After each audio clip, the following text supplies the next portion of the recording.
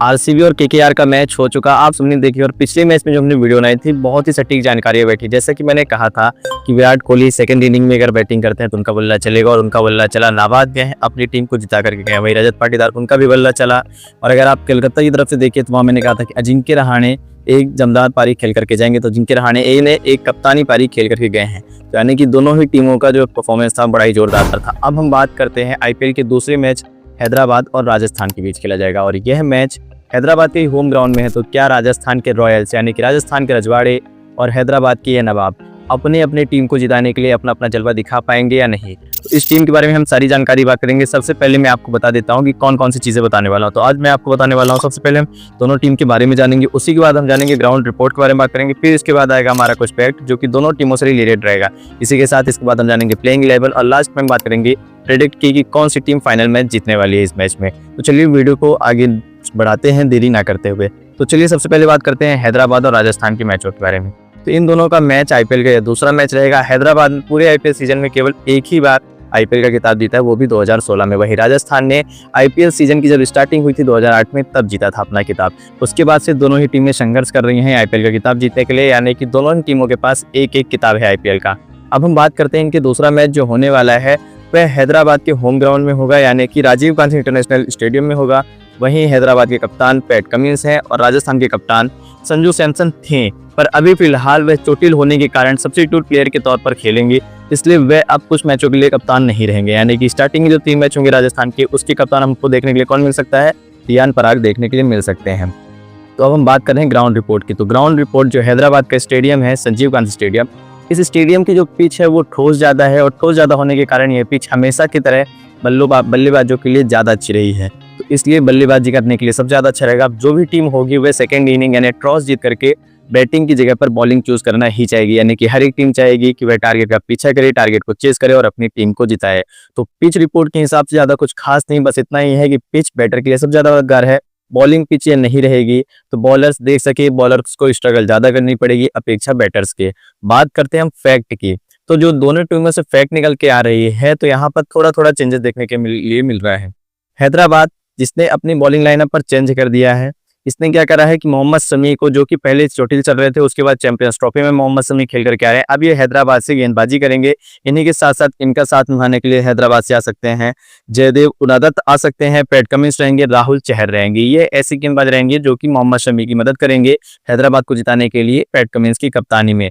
वहीं हम बात करें राजस्थान के फैक्ट की, तो राजस्थान के फैक्ट का सबसे बड़ा अच्छा अगर फैक्ट देखोगे आप तो राजस्थान का है। राजस्थान का फैक्ट कैसे हो रहा है कि राजस्थान ने एक सबसे कम उम्र के खिलाड़ी को लिया है, वह है राजस्थान के खिलाड़ी वैभव, यानी कि 19 वर्षीय यह खिलाड़ी वैभव सूर्यवंशी, जो कि राजस्थान में भी पिक किए गए हैं, डोमेस्टिक मैचेस खेल करके आ रहे हैं। इनका प्रदर्शन काफी अच्छा देखने के लिए मिल रहा है, और राजस्थान हो सकता है कि इनको अपने पहले मैच में या फिर दूसरे या तीसरे मैच में इनका इस्तेमाल करने ही वाली है। तो देखा जाएगा कि राजस्थान क्या इनका इस्तेमाल करती है, क्योंकि यह पिच जैसा कि आप सभी को पहले ही बताया था मैंने ग्राउंड रिपोर्ट में कि यह पिच बैटर्स के लिए होने वाली है, और जो इनके वैभव सूर्यवंशी हैं, तो ये बतौर बैटर अच्छी बैटिंग करते हैं, तो हो सकता है कि इनका इस्तेमाल जरूर करे राजस्थान। अब हम बात करते हैं इनके प्लेइंग 11 की। तो सबसे पहले अगर मैं प्लेइंग 11 आप सभी को बताना चाहूंगा राजस्थान की, तो राजस्थान की जब आप प्लेइंग 11 देखते हैं तो इनके कप्तान संजू सैमसन, जो कि अब नहीं है लेकिन कप्तान रहेंगे 3 मैचों के बाद, ये ओपनिंग कर सकते हैं किसके साथ? यशस्वी जायसवाल के साथ। यानी कि जो आपको जॉस बटलर दिखते थे ताबड़तोड़ बैटिंग करते हुए, जायसवाल का साथ निभाते हुए, वो अब नहीं दिख सकते, क्योंकि जायसवाल को राजस्थान ने इस बार पिक नहीं किया है, ड्रॉप कर दिया है। युजवेंद्र चहल को ड्रॉप कर दिया है और एक अपने खिलाड़ी को खास ड्रॉप कर दिया है। तो उसमें से 2 बड़े नाम थे जो कि मैंने आपको बता दिया। तो संजू सैमसन, यशस्वी जायसवाल, ये 2 मेन ओपनर रहेंगे, बैट्समैन रहेंगे। इन्हीं के बाद आते हैं तीसरे नंबर पर, तो रियान पराग आ सकते हैं, जो कि संजू सैमसन अब विकेट कीपर नहीं रहेंगे, क्योंकि वह चोटिल है, केवल सब्स्टिट्यूट प्लेयर की वजह से खेलेंगे बैटिंग करने के लिए। तो हो सकता है कि राजस्थान ध्रुव जुरैल का भी प्रयोग करे अपनी बैटिंग लाइनअप के बीच में। इसी के साथ साथ जब आप देखते हो नीचे, तो नीतीश राणा भी आते हैं बैटिंग करने के लिए राजस्थान की तरफ से। जब नीतीश राणा बैटिंग करने के लिए राजस्थान की तरफ से आते हैं, तो नीतीश राणा जो कि पूर्व खिलाड़ी यानी कि एक्स प्लेयर है किसके? कोलकाता के। तो उनका कोलकाता में इतना कुछ खास प्रदर्शन नहीं रहा है, कोलकाता के कप्तान भी रह चुके हैं नीतीश राणा। तो अब देखना ये होगा कि क्या राजस्थान से उनकी मदद करते हैं, राजस्थान को सपोर्ट दिला पाते हैं कि नहीं। वहीं राजस्थान की अगर बॉलिंग लाइनअप देखोगे तो सिमरन हेटमायर को लिया है, लेकिन सिमरन हेटमायर के बैकअप में कोई प्लेयर इनके पास नहीं है। अगर पावर हिटिंग की बात करें राजस्थान की तरफ से, तो केवल एक ही प्लेयर है इनके पास, जो कि वेस्ट इंडीज से आते हैं ज्यादातर पावर हिटर, तो सिमरन हेटमायर को इन्होंने ले रखा है।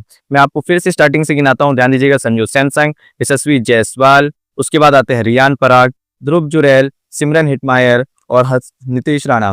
तो ये हो गए इनके बैटर। अब आप इनके बॉलरों की बात करोगे तो बॉलर में इनके जोफ्रा आर्चर, तुषार देशपांडे, आकाश मनवाल और इसी के साथ साथ संदीप शर्मा भी आते हैं। तो बॉलिंग लाइनअप पे देखोगे तो संदीप शर्मा और जोफ्रा आर्चर, दो बॉलर इनके पास अच्छे हैं, फास्ट बॉलर हैं। जोफ्रा आर्चर का इतना कुछ खास प्रदर्शन रहा नहीं है फिलहाल की चैंपियंस ट्रॉफी में इंग्लैंड के लिए, तो देखना ये रहेगा कि क्या ये राजस्थान को जीत दिला पाते हैं कि नहीं। वैसे बैटिंग लाइनअप की अगर हम बात करते हैं, दूसरे प्लेइंग 11 की बात करें हैदराबाद की, तो हैदराबाद की भाई साहब आप बैटिंग 11 देख लो, पहले से ही तगड़ी दिख रही है। लास्ट ईयर की जो सबसे ताबड़तोड़ बैटिंग थी, सबसे ज्यादा रिकॉर्ड्स तोड़े थे, सबसे ज्यादा हाईएस्ट रन दिए थे, तो वो हैदराबाद ने ही दिए थे। और हैदराबाद ने इस बार एक और धुरंधर प्लेयर को ऐड किया है, जिसकी प्रैक्टिस मैचेस जो गए हैं उसमें जो ईशान किशन का प्रदर्शन आया था वो बहुत ही बेहतर आया था। हैदराबाद की अगर आप प्लेइंग 11 की बात करते हो तो Travis head, Abhishek Sharma, Ishan Kishan, 3 opener, और ये तीनों की तीनों ताबड़तोड़ बल्लेबाज है। इसी के बाद चौथे नंबर पर आ जाते हैं नीतीश रेड्डी, हेनरी क्लासेन, 2 और बैट्समैन, यानी कि टोटल इनके 5 ओपनर बैट्समैन हैं, जो कि एक लगातार ताबड़तोड़, यानी देखा जाए तो इनको आप मिड ऑर्डर में खिलाना चाहिए। पर हैदराबाद एक ऐसी टीम है जो कि मिड ऑर्डर हिटिंग बैट्समैन को अपने ओपनिंग लाइनअप पे खिलाती है और सबसे ज्यादा हाईएस्ट रन चेस करने के लिए देती है अपनी ओपनिंग टीम को, अपनी अगेंस्ट टीम को। तो इनकी बैटिंग लाइन उतनी ही खतरनाक है, साथ ही साथ इनके जो कप्तानी कर रहे हैं, यानी कि एक बार अपनी टीम को वर्ल्ड कप जिता चुके one day PAT Cummins, Australian team के पूर्व कप्तान, अब जो कि हैदराबाद में लगातार 1 साल से कप्तान है और ये उनका दूसरा सीजन है, तो उन्हीं के साथ साथ बॉलिंग लाइनअप पे रहेंगे। और हैदराबाद ने मोहम्मद शमी को भी ले लिया है, वहीं अपने साथ हैदराबाद ने हर्षल पटेल को भी रखा है। तो बॉलिंग लाइनअप भी इनकी है अच्छी है। ऑस्ट्रेलिया के एक स्पिनर गेंदबाज एडम जंपा और राहुल चहल जो कि स्पिनर है, ये भी इनकी अच्छी है। यानी कि बैटिंग लाइनअप देखो। अब आप बात करते हैं दोनों टीमों की प्रेडिक्शन की कि कौन सी टीम प्रेडिक्शन में ज्यादा अच्छी बैट रही है मैच जीतने के लिए। तो जैसा कि पिच बता दी है, बैटर्स के लिए अच्छी है। बैटर्स के हिसाब से आप देखोगे तो राजस्थान से ज्यादा अच्छे बैटर्स दिख रहे हैं हैदराबाद के। और अगर बैटर्स के एक्सपीरियंस की बात करूं मैचेस की, तो वो हैदराबाद के बैटर्स के एक्सपीरियंस ज्यादा है कंपेयर टू राजस्थान। तो यहाँ पर हैदराबाद के सारे यही निकल करके आ रहे हैं कि हैदराबाद जीती हुई दिख रही है राजस्थान से अपने पहले होम ग्राउंड मैच में। तो हैदराबाद ये वाला मैच जीतने वाली है। आपको बाकी करेक्ट फैंटेसी क्रिकेट प्लेइंग 11 चाहिए तो हमारी व्हाट्सएप लिंक से आप जुड़ सकते हो, उसमें आपको डे टू डे अपडेट मिलती रहेगी। साथ ही साथ हाईएस्ट स्कोरर टीम, उसके साथ आपको सबसे ज्यादा छक्के कौन मारेगा, highest sixer hitting player, highest wicket taker player और हाईएस्ट फोर हिटिंग प्लेयर, आपको सारी डिटेल्स हमारी व्हाट्सएप लिंक में मिल जाएगी। तो ऐसे ही इंटरेस्टिंग वीडियोस देखने के लिए और सारी डिटेल्स हेड टू हेड जानने के लिए हमसे जुड़ सकते हैं आप व्हाट्सएप लिंक से।